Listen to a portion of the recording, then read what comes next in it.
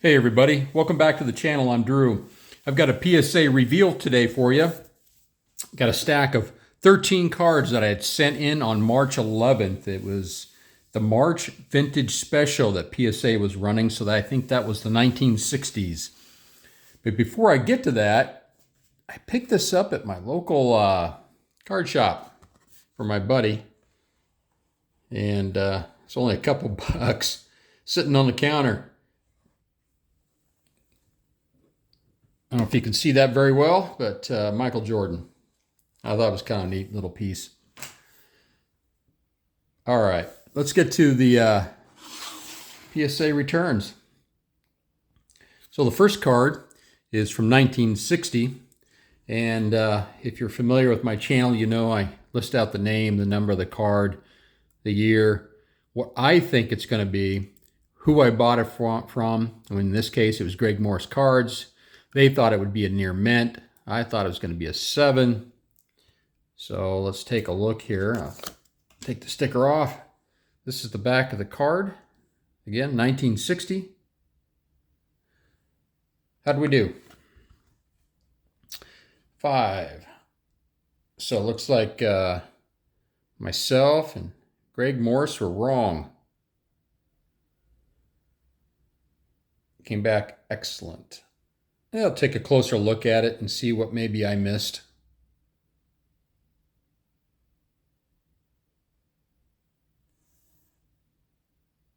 Yeah, I don't see anything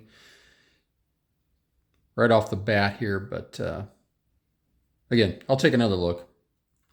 We'll put Bob up here for now.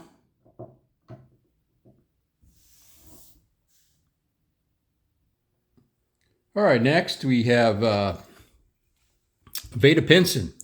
And I've got a little fun challenge going on with the Cincinnati kid. We're both trying to do a Veda Pinson run. And so this is from 1964. I thought it maybe would come back as a 6. It's probably in line with what Greg Morse thought. And not a fan of the back of these 1964 cards. That, I don't know, salmon, orange. I don't know, it's hard to read. To me, I think it's hard to read anyway. So, well, how do we do for my run? 5, yeah, that's probably about what probably about right. I had said 6, but not too bad.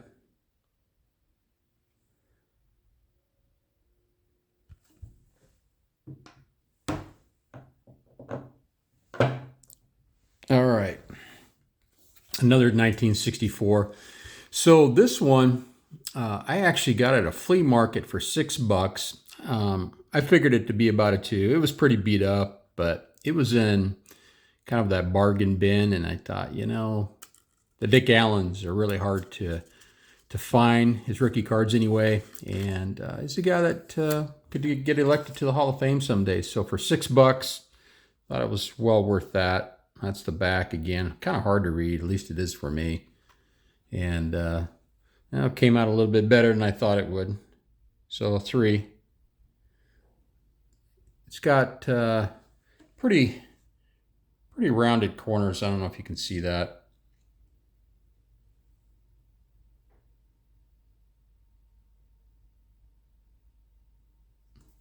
All right, so that's Dick Allen.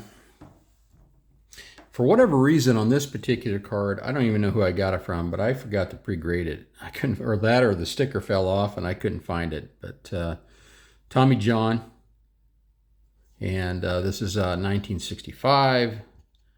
It came back as a 7.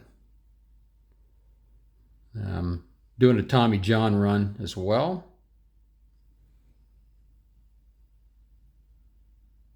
Sorry about the glare. Not much I can do about that. I got these windows behind me, I guess.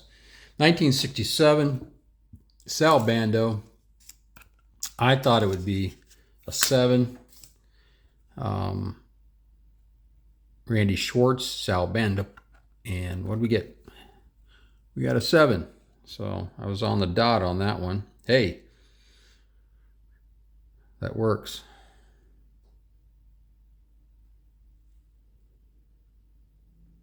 I thought it was a nice looking card. You know, Sal Bando is one of those guys that's in the Hall of Very Good. He's probably on the bubble of a guy that some would consider a Hall of Famer. Those Oakland A's teams had Raleigh Fingers, Catfish Hunter, and Reggie Jackson as Hall of Famers, but there was probably two other players that, would get some consideration for the Hall of Fame, Sal Bando being one of them and Burt Campaneris being the other. So, also doing a Ken Boyer run, 1967 card. I thought this card was really sharp. Looks like Morris Cards thought it was pretty sharp themselves. Here's the back. How do we do? 9. Holy cats. Didn't see that one coming. 9. All right. There you go, Mets fans. Of course, he was probably more known for his years with St. Louis, the quiet captain on the field. Outstanding player. Really ought to be in the Hall of Fame. I don't get that at all, but hey, what do I know? Well, that was sharp. I better put Ken Boyer up here. That's a nice looking card.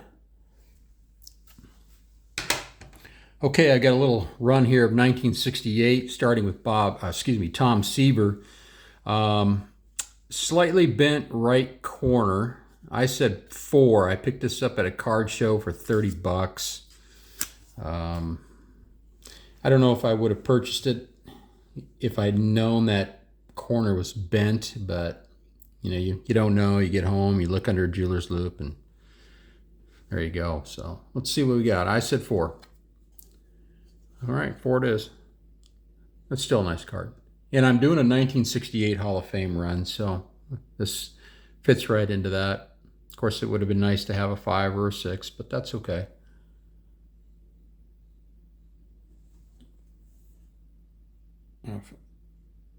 Can't really see that corner that I'm talking about, but so Tom Seaver. And we'll move Veda out of the way there.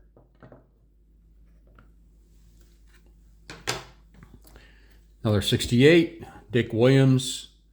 I thought it was a 7. Morris Cards thought it was mint, near mint. Here's the back. How do we do? Holy cow. So that did not turn out well. So I was clearly wrong, and Morris Cards was clearly wrong by a long shot. 4. That's a little weird because it's a good looking card, so maybe it's got a wrinkle or a crease in it that I did not catch. Guess I'll go back and take another look, but 4 seems awfully rough.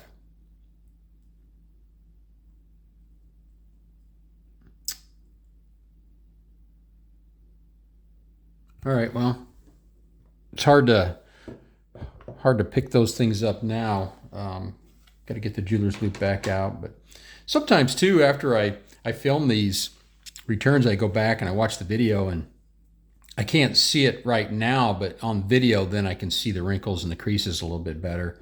So maybe I'll do that too. All right, another 68. Picked this up at a card show. I figured about a 5. Carl Yastrzemski. I think I valued it at 40. I don't remember what I spent on this. It was less than that.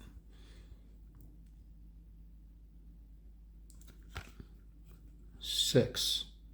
So a little bit better than I thought it was going to be, which is always a nice thing.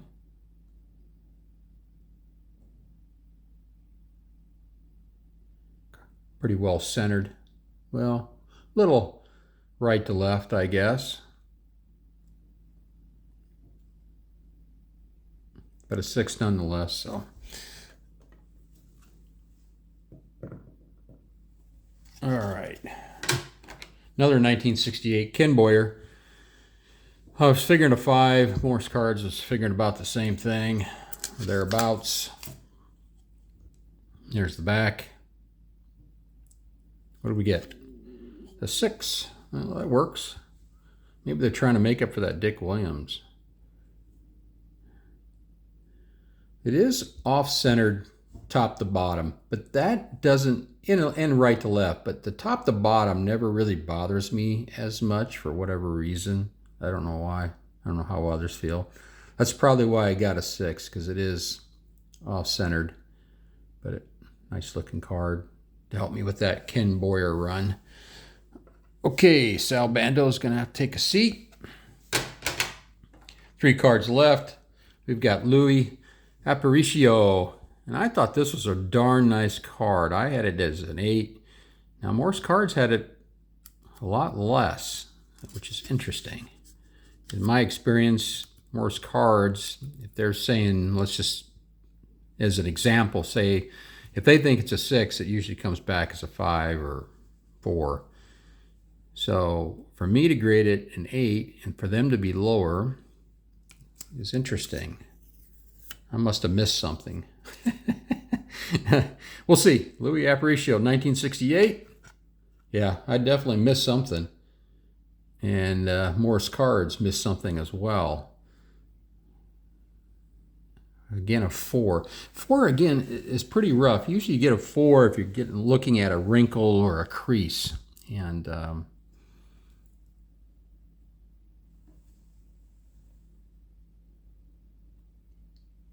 just going to have to take some time to look that over. I think we better leave Ken Boyer up there. That was a 9. That was a score, so we'll put that there. 2 cards left, 1968. Again, one of those instances where I thought the card was outstanding and Morse Cards thought it was much less. So, as I said with the Louie Apparicio, they had excellent mint for him. And again, they're usually about a grade too high, 2 grades too high. But odd that I felt it was an 8. But I did really think this was a really sharp card. I remember that. And so what do we do here? 6. Morse Cards was on the money, and I was not.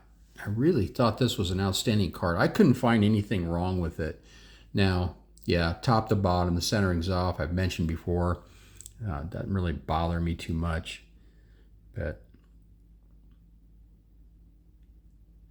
I'm going to have to take a closer look again. Really interesting. I really thought it was a fantastic card. All right. Move Tom Seaver out of the way. Last card.